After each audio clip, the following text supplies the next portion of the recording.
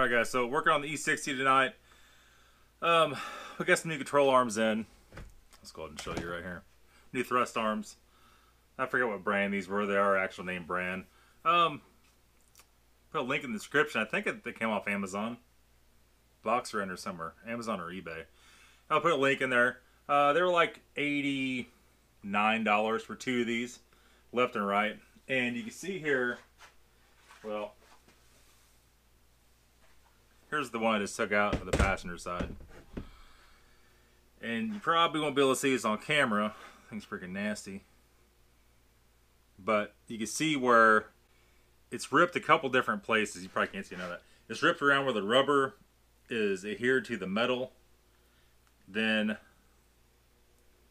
one of these posts is ripped off. You can see right there where it's been banging so much it's actually oblonged. There you go. Actually oblonged that a little bit. And that's what happens. The center rubber goes bad. When you hit a bump, that center hard piece starts banging the outer ring. And so this is all-wheel drive car, so there's no ball joint at the end of this. The ball joint's pressed into the spindle. So these are real easy to change. Check the ball joint. It was good.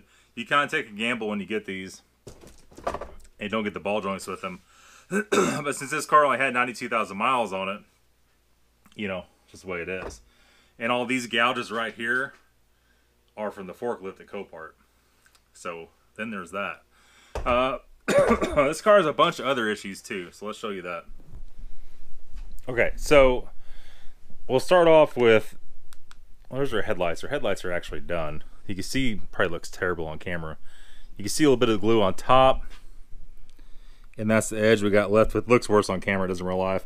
We got the gaskets in there. Everything's good. It looks pretty good. I mean, when it's down on the ground, when it's not right in front of your face with a bright light shining on it, it looks pretty good. I didn't even see that scuff until I had it jacked up. Looks like a lot of that'll buff off. Anyhow, this car has all kinds of stuff going on. Let me show you. So let's start off with this is junk. Those brake pads are junk. They're already dusting my brand new wheels out. Not into that. This is junk. You can see all the fluids leaked out of it. You can see up here, there's actually a metal ring broken off of that somehow, somewhere. Looks like it has a dent in it or something hit it.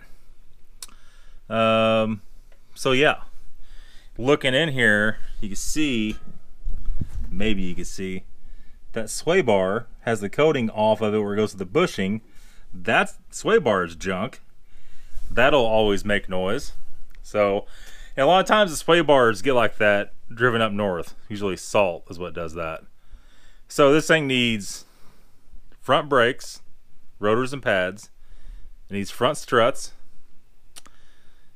It needs a sway bar. Whether I do the sway bar, I don't know. We'll see, get all this other stuff done, see how it goes. You see the brand new control arm on it.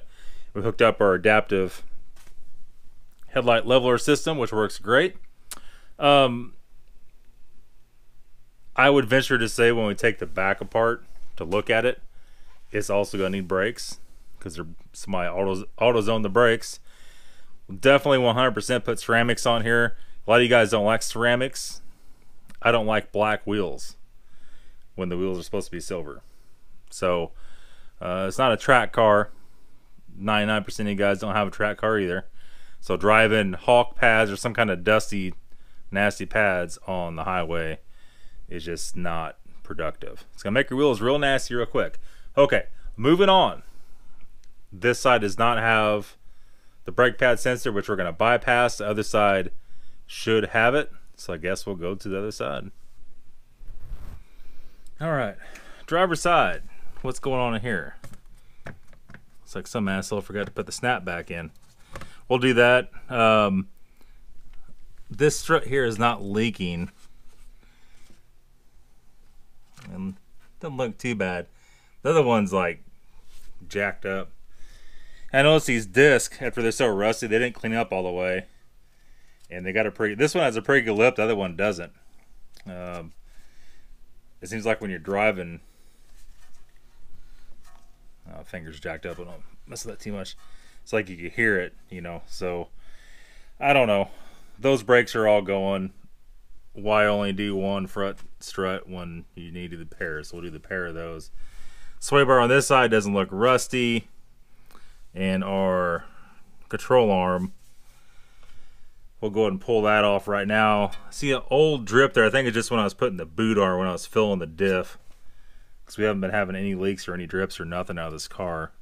So this side has the pad sensor. Let me see here. It's right here.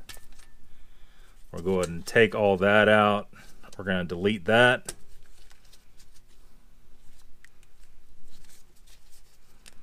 And all you do is delete them. Whoops. Is open up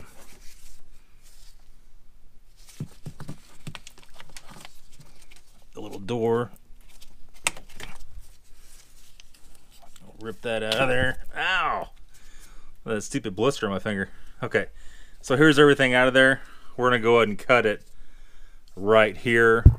And we're going to strip those two wires back. We're going to solder them together and put a piece of heat shrink on it. I have those new crimp-ons that have the heat shrink around it. Maybe we'll try one of those. That'll turn the brake light off, and this is the back one. But yeah, overall, I mean, sway bar links, somebody's done those. They don't look too bad. The lower control arm looks good. All the tie rods are all tight. So, I mean, overall, this thing still needs quite a bit. It looks real good. I need to look at the buffing compound right there. I need to clean those side marker lights real good and use that clear coat stuff I got in the headlight kit on them so they don't fade out. Overall, this car is about 85% done. Has some different buffing compound coming in because we're going to buff out. You can see a little bit of haziness in there. We'll get all that out of there and get the paint perfect. We still need a few things here. We're still going to need oil sensor. It's their own random codes. And I know it needs to be replaced. We used not the one that was in a blown up engine. We used the one that came in the new engine. But it's still a no-go. Let me see here. So the only issue we have is Vano solenoids. When I was trying to diagnose it, I put back in the old solenoids, thinking there was an issue. I need to put the new ones back in. We got a check engine light for that tonight. It doesn't run bad. It just finally threw a light on cold start for that. Other than that, our coolant level sensor, something's happened with that. Something shady has gone on with the coolant level sensor. And we put a new expansion tank in it, the Phoebe Bilstein. It had a new sensor in the bottom. The light was on for the coolant level before and after both. It's not low. It's been on ever since I had the car running. I need to unplug it, look at the plug going to the car, look at the plug, make sure something's not wrong with it, trace the wire down to the harness, make sure nobody stabbed something through it or God knows what happened to this thing. But that's going on. I have a slight air leak sound coming through the driver's door. Not air leak, like more road noise than you normally hear. So I need to figure out that. Somebody's messed with something in there, no doubt. I'm sure that won't take much. I am going to get the trunk spoiler, the M5 trunk spoiler. I think one paint mash to this color is like 80 bucks. I think that would bring good value to the car. It would look a lot better. I also got to make decisions on this thing about the window tint. I know if you leave this car with no window tint like it has right now, there's going to be issues with the sun. It'll turn that back dash purple and be hard on the leather. Now all these side windows still have that clear tint on them, and the driver's one has a little scratch in it. So probably what it's leading up to here, I'll probably go ahead, take the heat gun, take it off all the side windows, and take it to a tint place, have them tint everything, you know, legal. I don't want it black. I just want it, you know, 20% or whatever. They get the strip at the top of the windshield. That's an issue. And whatever the back needs as far as brakes or struts. We have another $1,000. It needs another $1,000 spent on it. And everybody keeps asking me, Are you going to sell it? Are you going to sell it? How much are you going to ask? I don't know, guys. I mean, at this point, if I keep going, which I almost have to, you can't just leave it. If I fix every little thing, which we're 80 or 85% there right now, 80% there, to be fair, I'm going to have, man, I'll be knocking on the door $8,000 in this thing. Upper $7,000 range, what I'll have in it. And just think, that's me fixing it with all the parts. That's good stuff from eBay and Amazon, not dealer prices. That's not indie prices, which are triple the price of that stuff. There's no labor charges on any of this. That's only me putting parts on it. So if you would have took it to an indie shop or a dealer and said, here, fix everything on that Nathan did on this car. If you took another car in there and said, I want you to do everything Nathan did on his, I don't know. I mean, $30,000+, no question. If I have, whatever I have, I probably have $5,000 just in parts. Let's go real safe with it. I have $5,000 just in parts in his car. In a $700 engine, wheels and tires were $700, $800, something like that. And everything else in the car, I have $5,000 in the car, not including any time or anything.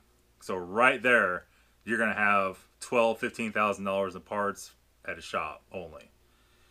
Whether 100 to 200 an hour, depends on where you live at. There's hundreds and hundreds and hundreds of hours in this car. So I would say, and I'm not complaining at all. I think it was a real fun experience. It's a $30,000 build if you had a shop do it, no doubt. So I mean, obviously the car would have been totaled. I saved it from the scrap yard. That's where it was headed. Nobody's gonna fix this thing. Whoever else would have bought it, it would have said Copart for another year or two. Finally, the seller would have had to take way less for it, and they would have got parted out. So, in my book, we saved it. The same with the E39. That's not quite the same case, though. That's also going to be a really nice car when we're done. And that's it. So, I'm going to go and throw this other control arm back on there. There's not much to it. Tomorrow, I'm going to shoot another video. I don't know. I've been demotivated from YouTube's shenanigans, and it's getting worse. So, I'm not sure what's going to happen with that. Hopefully somebody else will open a different website and you actually make videos somewhere where it's not bizarre. Not bizarro YouTube world. So that's it, guys. Thanks for watching. Hope you enjoyed the video. We'll see you very soon.